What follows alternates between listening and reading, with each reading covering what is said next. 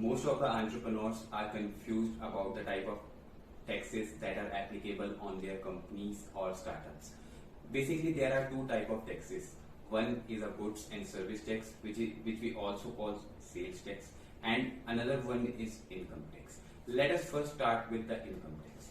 Income tax is chargeable on the profits made by a company in a particular financial year.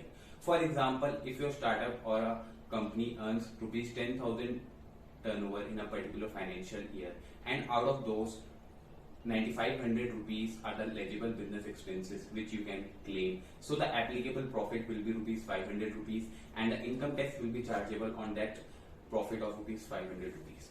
The applicable tax rate will be dependent upon the type of corporate structure you are having. For example, if you are having a private limited company, so in that case the tax rate will be somewhere between 25 to 26%.